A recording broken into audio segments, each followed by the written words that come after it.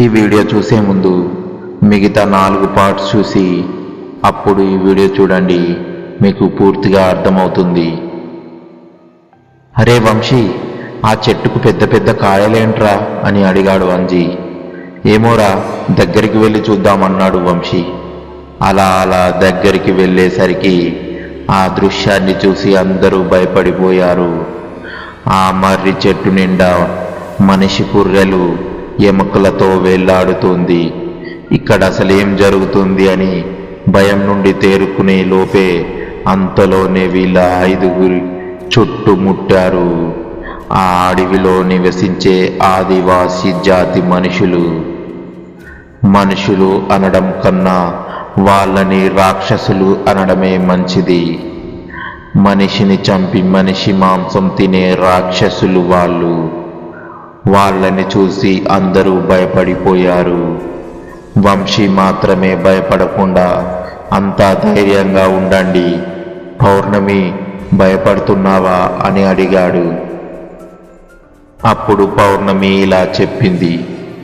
చూడు వంశీ, వీళ్ళ చేతిలో చిక్కిన ఏ మనిషి ఇప్పటికీ బ్రతికి బట్ట కట్టినట్టు లేదు.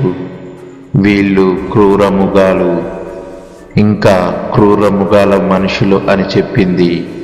అవునా?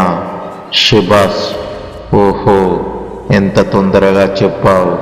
ఇలాంటి వాళ్ళు అడవిలో ఉంటారని నీకు తెలుసు కదా, ముందే చెప్తే మనం జాగ్రత్తలో మనం ఉండేవాళ్ళం కదా అని అన్నాడు వంశీ. అప్పుడు పౌర్ణమి, వంశీ, ఇంత త్వరగా వీళ్ళు ఇక్కడికి వస్తారని అనుకోలేదు. వీళ్ళు నివసించేది ఇక్కడ కాదు. వీళ్ళు అడవిలో, నల్ల అడవిలో ఉంటారు. ఇక్కడికి ఎలా వచ్చారో తెలియదు అని చెప్పింది పౌర్ణమి. నల్ల అడవ్యా అంటే అది ఏంటి అన్నాడు వంశీ. ఆ అడవి గురించి వివరించే అంత సమయం లేదు ఇప్పుడు, అది ముఖ్యం కాదు. ముందు మనం వీళ్ళ నుండి ఎలా రక్షించుకోవాలో అది ఆలోచించు. ఒక్క క్షణం మన ప్రాణాలు గాలిలో, మన పుర్రెలు ఈ చెట్టుకు వెళ్లాడుతూ ఉంటాయని చెప్పింది పౌర్ణమి. ఎలా మరి? నువ్వు ఉన్నది మమ్మల్ని రక్షించడానికే కదా అన్నాడు వంశీ. అప్పుడు పౌర్ణమి, అందరూ ఒకరికి ఒకరు చేతులు పట్టుకోండి గట్టిగా. వీడొద్దు, నా ప్రయత్నం నేను చేస్తాను, తర్వాత అంతా ఆ స్వామి దేవుడి దయ అని చెప్పింది పౌర్ణమి. అదేంటి అలా అంటున్నావు అన్నాడు వంశీ. చూడు వంశీ, నీ ప్రశ్నలకు సమాధానాలు చెప్పే అంత సమయం లేదని చెప్పాను కదా. వీళ్ళందరినీ ఆ మృగాలు కత్తులతో భయపెట్టి తనతో పాటు తీసుకొని వెళ్తున్నారు. పౌర్ణమి మంత్రాన్ని జపించడం ప్రారంభించింది. వంశీ ఫ్రెండ్స్ అంతా భయంతో వణుకుతూ వాళ్ళతో వెళ్తున్నారు. వాళ్ళని చూస్తేనే వెన్నుల్లో వణుకు పుడుతుంది. భయంకరమైన ముఖాలు, భారీ శరీరం, అలా ఉన్నారు. అలా వెళ్తూ ఉన్నారు. పౌర్ణమి మంత్రాన్ని జపిస్తూ ఉన్నది. చూస్తూ 5గురు ఆ నరభక్షకుల గుంపులో నుండి మాయమైపోయారు. ఆ నరభక్షకులు అటు ఇటు వెతుకుతున్నారు. అలా మాయమై మరో చోట ప్రత్యక్షమయ్యారు. అందరూ అటు ఇటు చూసుకున్నారు. ఆ నరభక్షకులు లేరు. ఇక్కడికి ఎలా వచ్చామని ఒకరినొకరు అడుగుతున్నారు. పౌర్ణమి మాత్రం అటు ఇటు చూస్తుంది. వంశీ పౌర్ణమిని ఇలా అడిగాడు. ఎక్కడికి వచ్చాము? అదే కనుక్కుంటున్నాను ఆగు అని చెప్పింది పౌర్ణమి. అటు వెళ్ళి ఇటు వెళ్ళి చూసి వచ్చింది పౌర్ణమి. ఎక్కడ ఉన్నాము అని అడిగాడు వంశీ. దేవదేవా, రాకూడని చోటుకే వచ్చామని చెప్పింది పౌర్ణమి. అంటే ఏమిటి అర్థం అన్నాడు వంశీ. ఇది సర్పకోన అని చెప్పింది. సర్పకోన అంటే ఏమిటి అన్నాడు వంశీ. ఈ ప్రదేశం మొత్తం సర్పాలే ఉంటాయి, ఇది వాళ్ళది అంటే పాములు అన్నాడు. అవును, వీళ్ళ ప్రదేశంలో అడుగుపెట్టిన వాళ్ళని అడుగడుగున విషంతో భయంకరమైన మృత్యునిస్సారం.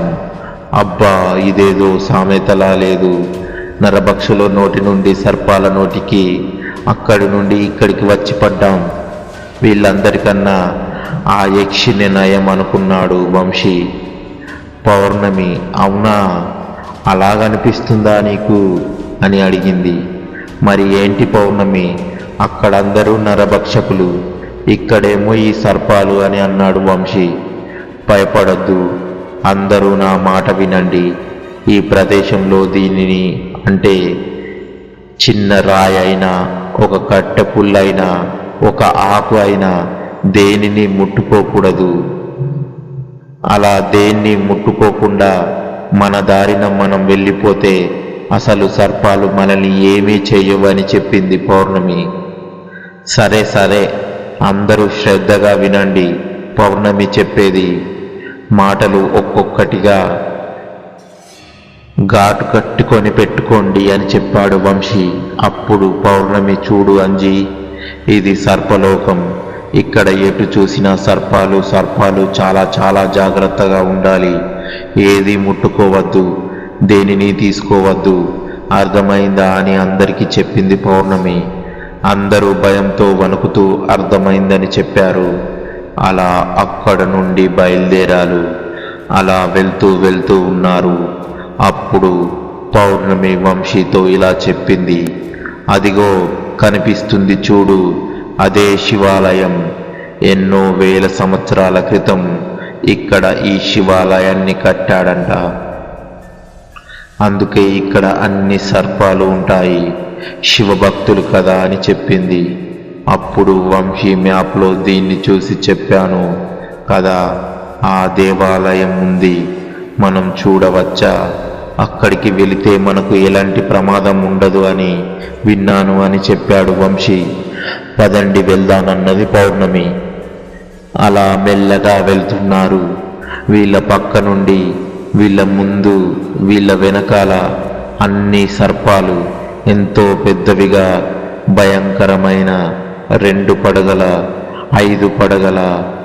అలా ఆలయంలో వెళ్దాం అనుకుంటున్నారు. వీళ్ళ ఎదురుగా 12 పడగల పాము నిలబడి ఉంది.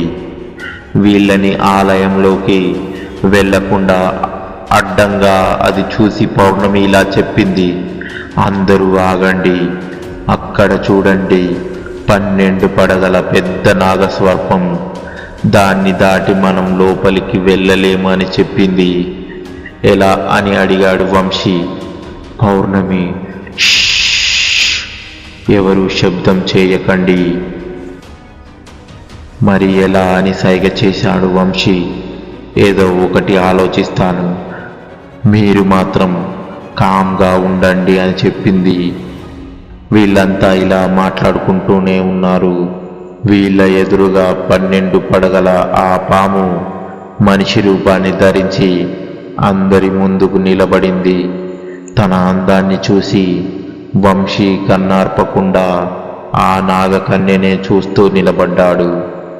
పౌర్ణమి వంశీని గమనించి, వంశీ ఆ నాగకన్య అందానికి వశమైపోతాడని భయపడుతూ వెంటనే వంశీ దగ్గరకు వచ్చి, వంశీ పద, వెంటనే ఇక్కడి నుండి వెళ్ళిపోదామని చేయి పట్టుకొని మెట్లు ఎక్కి శివాలయంలోకి తీసుకొని వచ్చింది. వెనుక తిరిగి పౌర్ణమి, అంజీ మీరంతా నా వెంటే రండి, ఆ నాగకన్య దిక్కు చూడకండి అని చెప్పింది. అంజీ, అరే సీను, మున్న పదండిరా త్వరగా శివాలయంలోకి అని అందరినీ తీసుకొని శివాలయంలోకి వచ్చాడు. ఆ నాగకన్య వీళ్ళ వైపు తిరిగి నిలబడి, ఈ శివాలయం దాటి, ఈ ప్రదేశం దాటి మీరు ఎక్కడికి వెళ్తారు అని చెప్పి నవ్వుతూ నిలబడింది ఆ నాగకన్య. ఎవరు తను అని అడిగాడు వంశీ పౌర్ణమిని. అప్పుడు పౌర్ణమి, ఈమె ఒక నాగకన్య,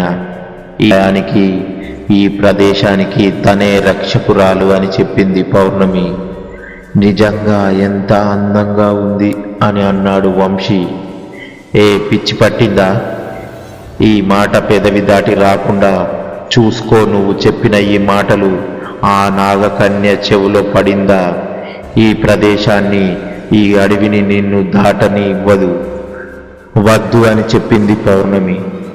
అప్పుడు ఆ నాగకన్య, ఓ మానవా, వీరుడా, భలే అందంగా ఉన్నావు. నీ అందం ఏ స్త్రీకైనా కట్టిపడేస్తుంది. నేను నామమాత్రమే. ఈ క్షణం నిన్ను ఆ యక్షిని చూసిందా ఈ అడవిని దాటనివ్వదు. ఈ లోకం నుండి నిన్ను మాయం చేస్తుంది. ఆ అదృష్టం తనకి దక్కనివ్వను. నువ్వు నాకే కావాలి అన్నట్టు. నా పేరు అపరాజిత. నాగకన్యను. ఈ ప్రదేశానికి, ఈ శివాలయానికి నేనే రక్షకురాలిని.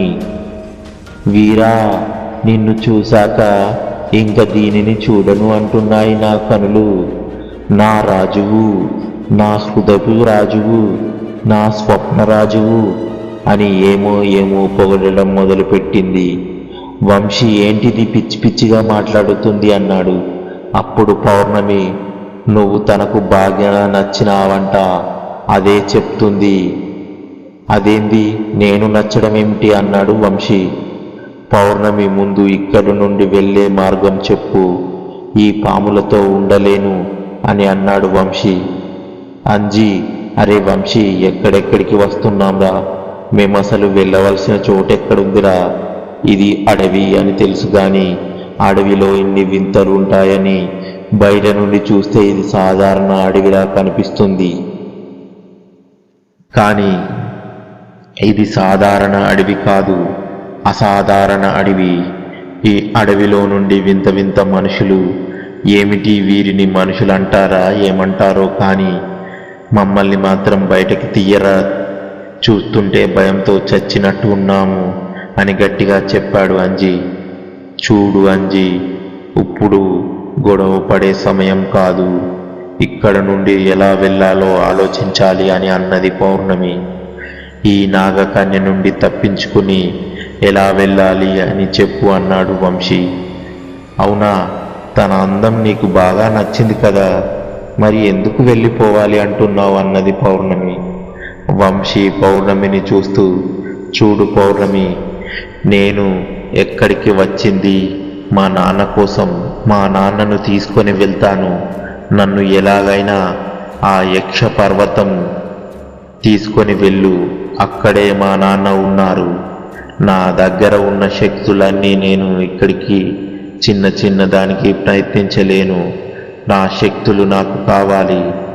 ఆ యక్ష పర్వతం పైన ఉన్న యక్షిని కోసం దాచిపెడుతున్నాను. నేను మా నాన్నను కలవాలి. అక్కడ నుండి నాన్నను తీసుకొని వెళ్ళాలి. దయచేసి పౌర్ణమి, ఎలాగోలా ఈ గండం నుండి గట్టెక్కించడానికి ప్రయత్నించు. ఏం చేయమంటావో చెప్పు అని చెబుతూ అటూ ఇటూ తిరుగుతూ ఆగిపోయాడు వంశీ. తన ఎదురుగా పెద్ద శివలింగం కనిపించింది. ఆ శివలింగం వెనకాల పెద్ద నటరాజ విగ్రహం ఉంది. ఆ విగ్రహం వెనకాల ఒక తలుపు కనిపించింది వంశీకి.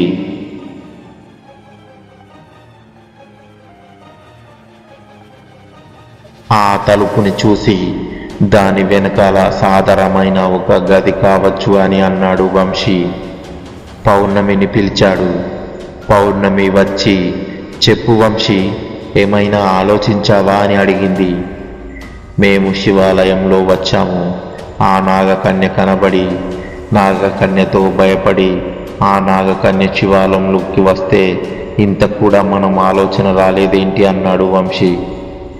పౌర్ణమి, ఆ నాగకన్య ఈ శివాలయానికి, ఈ ప్రదేశానికి రక్షకురాలు మాత్రమే. ఈ శివాలయంలో మాత్రం తను అడుగు పెట్టలేదు. అందుకే అందరినీ శివాలయంలోకి తీసుకువచ్చాను అని చెప్పింది పౌర్ణమి.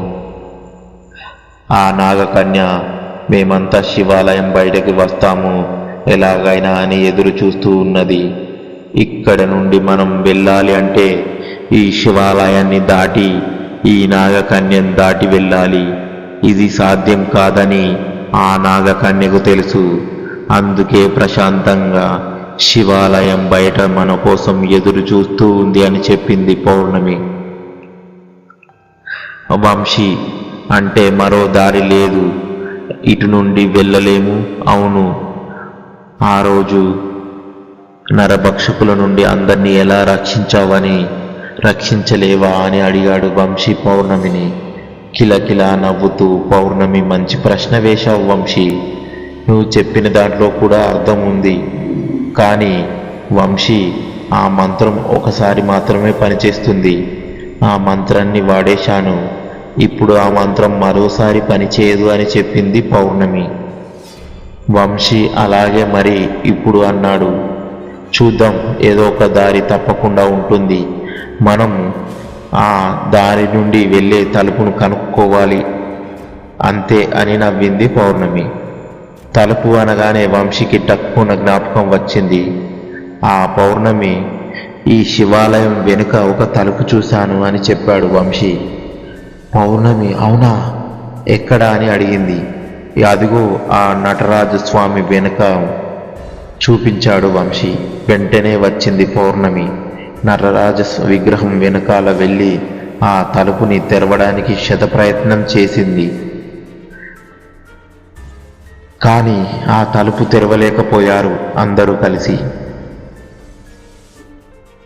శివాలయం బయట నిలబడి వీళ్ళు క్షణాన్ని గమనిస్తూ ఉన్న నాగకన్య, ఓ వీరా, ఒక్కసారి ఇక్కడికి రా అని పిలిచింది.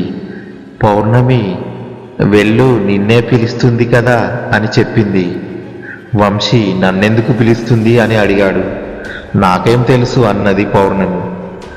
ఆ నాగకన్యతో భయపడే శివాలయంలోకి వచ్చాము, ఇప్పుడు మరలా దాని దగ్గరికి వెళ్ళడమా అని అన్నాడు వంశీ. పౌర్ణమి, దగ్గరగా వెళ్ళకు, శివాలయంలో ఉండే మాట్లాడు, ఏందో అడుగు అని అంది.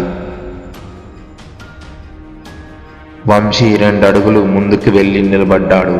అప్పుడు ఆ నాగకన్య, ఓ వీరా, నువ్వు ఎందుకు ఇక్కడికి వచ్చావు, దీనికోసం వచ్చావు, అంతా నాకు తెలుసు అని చెప్పింది. అప్పుడు వంశీ, నేను ఎందుకు వచ్చానో నీకు ఏం తెలుసు అని అన్నాడు. ఈ అడవిలో చాలా నిధి నిక్షేపాలు ఉన్నాయి, నీకు ఎంత కావాలంటే అంత తీసుకో, కానీ దాని బదులుగా నీవు నన్ను వివాహం చేసుకోవాలి అని అన్నది. ఆ వివాహం అన్న మాట వినగానే వంశీ ఆశ్చర్యపోయాడు. పౌర్ణమి, అంజీ, సీను, మున్న పడి నవ్వుతూ, నవ్వుల శబ్దానికి ఒక్కసారిగా వెనక్కి తిరిగి చూశాడు వంశీ. ఎందుకు నవ్వుతున్నారా అని గట్టిగా అడిగాడు. ఆ నాగకన్య చెప్పిన మాట వినిపించలేదా? మాకైతే వినిపించింది, అందుకే నవ్వుతూ ఉన్నాం అని అన్నారు అందరూ. వంశీ కోపంగా, ఇక్కడ హాస్యభరితమైన చిత్రం నడుస్తలేదు, మీరంతా అంతగా నవ్వడానికి అన్నాడు వంశీ. మానవా, చెప్పు, ఏమంటావు అని అడిగింది నాగకన్య.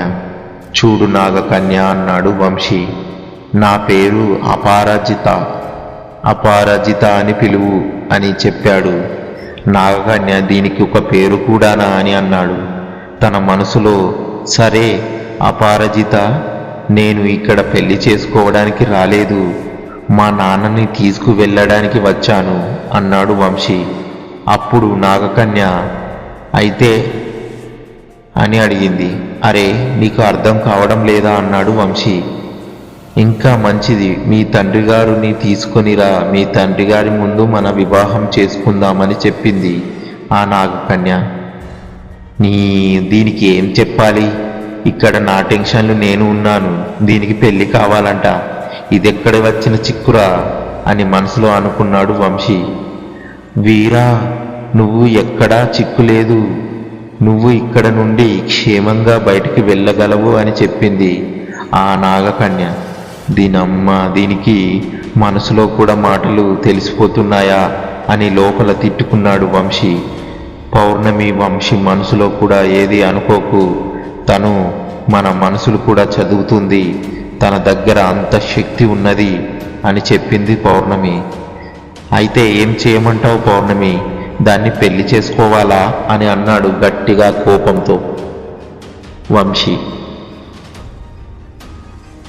ఇంకా ఉంది. ఈ వీడియో మీకు నచ్చినట్లయితే లైక్ చేసి ఏమనిపించిందో కామెంట్ చేయండి.